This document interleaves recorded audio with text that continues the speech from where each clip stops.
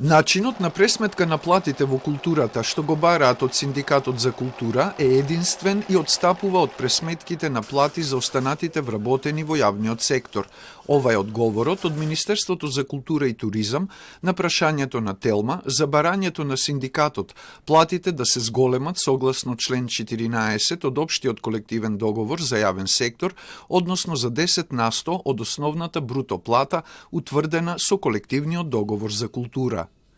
Зголемувањето од 10% во септември 2023 година не беше вградено во коефициентите по работно место, утврдени во член 66 од колективниот договор за култура, па поради тоа секоја објава на новата минимална плата предизвикува зголемување на износот на минималната бруто плата за 10% и создавање нова минимална бруто плата која отстапува од минималната бруто плата, објавена во согласност со закон.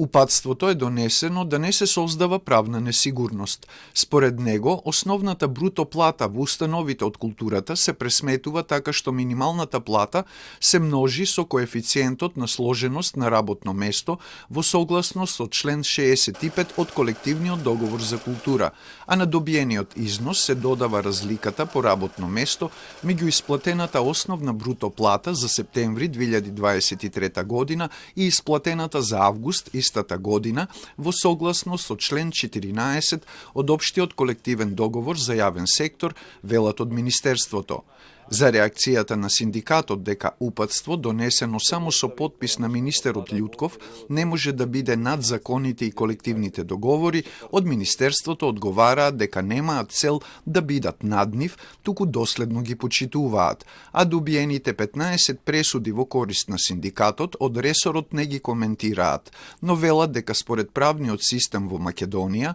до правосилноста на пресудите постојат и повисоки судски инстанци.